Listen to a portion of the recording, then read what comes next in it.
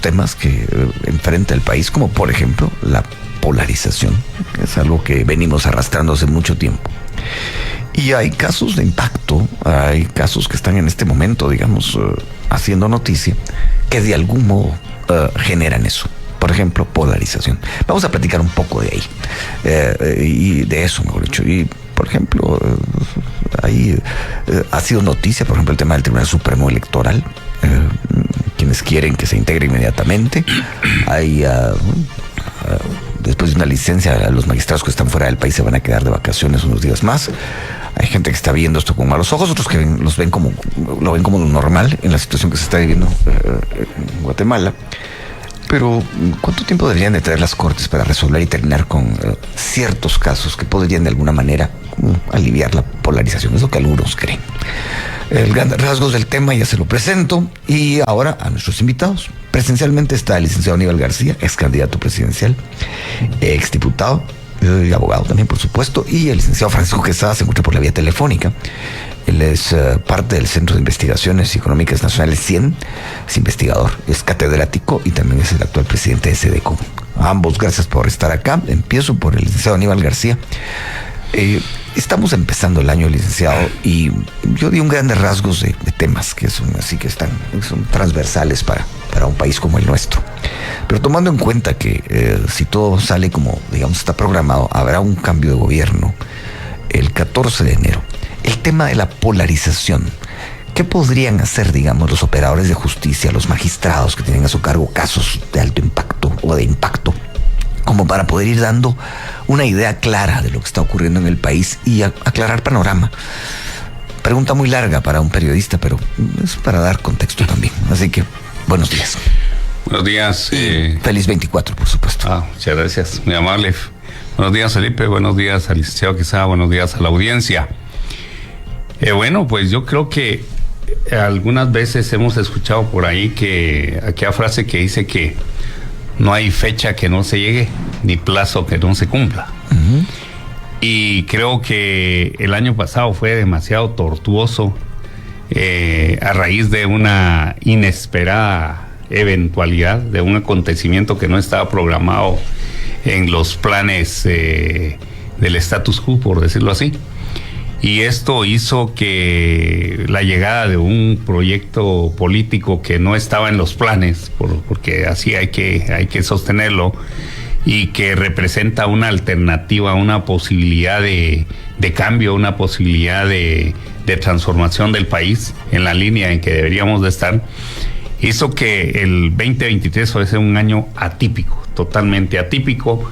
Yo he dicho que el año 2023 quedará en la historia como aquel año en que un pueblo aprendió a defender el sufragio como un elemento esencial de la democracia. Pero yo no entiendo la democracia nada más como el hecho de sufragar, el hecho de votar. De manera que es valioso lo que se hizo, especialmente las autoridades indígenas y los ciudadanos que manifestaron su descontento, y que, digámoslo así, el año 2023 es el año en el que Guatemala defendió su democracia. Pero ahora viene lo más difícil, y es hacer realidad el sentido y la esencia de la democracia. Es decir, aquel famoso planteamiento del gobierno del pueblo, por el pueblo y para el pueblo, debe hacerse realidad.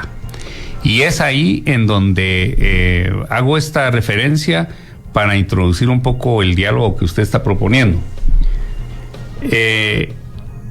Me parece que el 14 de enero, que es inevitable desde mi punto de vista el arribo al gobierno del presidente electo y la vicepresidenta electa y los nuevos diputados y los nuevos alcaldes, podemos verlo como una oportunidad, o podemos verlo, como sugieren algunos equivocadamente, como un momento de revanchas. A mí me parece que deberíamos de verlo como una oportunidad de poder establecer nuevas relaciones sociales en este pueblo tan distanciado, tan dividido, tan alejado en sus posturas, que no sabe discutir políticamente. Un pueblo en donde nos negamos al diálogo, y eso dependerá mucho de la dinámica que el nuevo gobierno le imprima a su administración.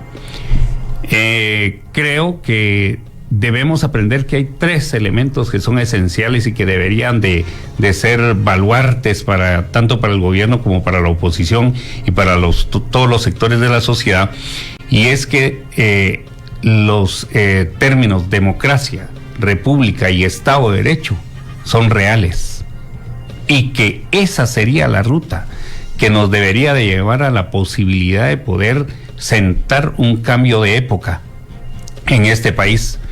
De manera que, en relación a su pregunta, ¿qué papel le corresponde al Ministerio Público, a las Cortes, a la Contraloría, a Corte de Constitucionalidad? No me cabe ninguna duda de que lo que les corresponde es apegarse al Estado de Derecho, a los fines constitucionales y a consolidar las bases republicanas en este país. Todas las instituciones deberían de trabajar en esa línea.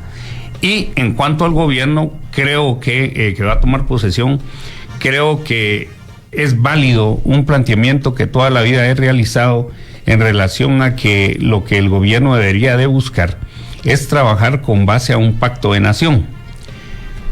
No he escuchado esa propuesta en este momento. No la si la han dicho, o por lo menos yo no la he escuchado, pero me parece que es un método que necesitamos justamente para consolidar la democracia, para hacer realidad la democracia. Este gobierno no puede desoír al pueblo, no puede dejar de escuchar. El que viene. Uh-huh. No puede desoír al pueblo, no puede dejar de escuchar a todos los sectores, a la ciudadanía. Pero especialmente, Felipe, si no queremos caer en la desgracia que significa cada 4 años estar cambiando de gobierno, cambio de todo, otra vez expectativas fallidas, debemos entender que hay 2 cosas que son fundamentales, y es que en ese marco del Pacto de Nación debería de existir un diálogo permanente, obviamente dirigido por el Ejecutivo, en donde se puedan acordar como mínimo las acciones intertemporales más urgentes que necesita este país. Y cuando hablo de acciones intertemporales, me refiero a que ojalá la sociedad guatemalteca, después de este cisma, tenga la capacidad de sentarse a discutir el país que necesitamos para los próximos 20 años como mínimo. Que todos los partidos políticos, que el sector empresarial, que el sector sindical, que las organizaciones indígenas, que los ciudadanos en general, los académicos, todos nos volquemos a ese pacto de nación, a ese pacto intertemporal que nos permita sentar las bases del nuevo país que necesitamos como mínimo para los 20 próximos años. Bueno, en este sentido, licenciado Quesada, le doy la bienvenida a usted, que se encuentra por la vía telefónica. Le deseo feliz 24. Y yo quisiera ahora sí con una pregunta muy directa. ¿Cómo se imagina usted ese pacto que está planteando el licenciado García? ¿Cómo lo ve usted viable y posible? Buenos días. Buenos días, muy feliz Navidad y próspero año nuevo, Luis Felipe, licenciado García.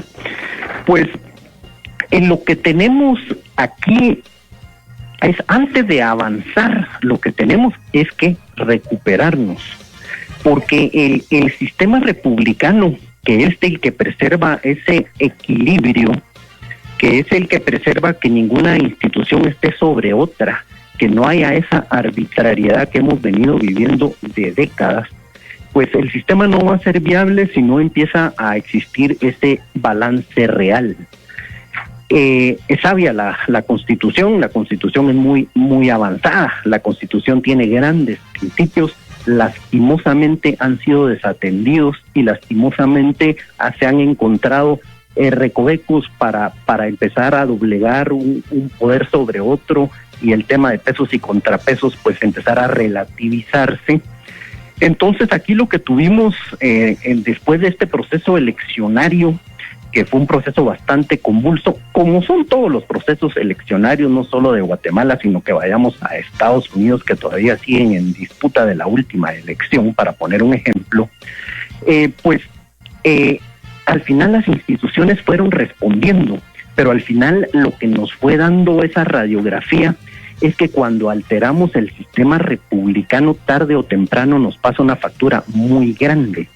Y aquí lo que teníamos era una falta de fe en la justicia, y por eso peyorativamente se hablaba de la judicialización de la política, pero eso venía, por poner solo un ejemplo, de que se había roto la alternancia de las cortes, producto de la imposición soberana de una Corte de Constitucionalidad, concretamente la 7ª Magistratura, que violentó la Constitución para satisfacer sus propios intereses. Y después, en armonía con el Congreso, lo que hicieron es doblegar a las Cortes. Y después entonces ya no teníamos fe en ellas porque se había roto el balance. Finalmente pues se recupera ese capítulo, aunque hay una elección pues ya en los últimos meses, pero por lo menos empezamos a ver ya luz al final del túnel, y así tenemos que ir haciendo el tema, tenemos que ir construyendo y tenemos que recuperar ese balance. Entonces ahora lo que tenemos que hacer es consecuente con ello. No tenemos que decir que se vaya no sé quién porque no nos gusta, porque está contrario a nosotros, porque es arbitrario, porque es prepotente, porque es antidemocrático, etcétera, todos esos calificativos. Y estoy refiriéndome a esas palabras que ha dicho el presidente de que quieran anular el Ministerio Público para que no se le investigue a él ni a su partido, porque ahí es donde se empieza a perder el balance. Si el Ministerio Público ha tenido ese alcance, por ejemplo, ¿es por qué? Porque el organismo judicial ha ido de la mano. No ha habido ese equilibrio, no ha habido esa manera de compensar. Entonces, por eso, cuando todas las cosas estén en su lugar, y eso es lo que tenemos que recuperar, esos valores constitucionales, ahí sí vamos a empezar a vivir en un sistema que va a permitir empezar a ver metas comunes. Pero en este sistema todavía alterado, en este sistema que en esta elección ofreció romper la alternancia en el poder, como digo, por la concentración de poderes que había, pues hay que empezar nuevamente a recuperarlos, pero no bajo la óptica de poner a la fiscal o el fiscal que me conviene, la óptica de alinear a los diputados porque yo soy el bien y ellos son el mal, y empezarlos a chantajear y presionar, sino que aquí el presidente de la República, cumpliendo con su rol, tiene que empezar a ser el presidente de la unidad nacional.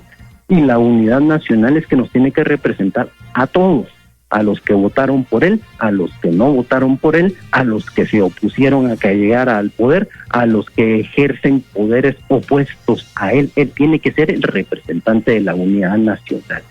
Entonces, ese es el tema, la deuda que tenemos, la confianza que tenemos que recuperar. Estamos ante procesos donde tenemos que elegir autoridades que representan pesos y contrapesos, y en ese sentido tenemos que tener la madurez para ir eligiendo no solo a los mejores, sino por lo menos empezar con los buenos. Pues bueno, creo que es una introducción que nos marca un horizonte claro para esta charla. Eso sí, veo el reloj y es momento de la pausa.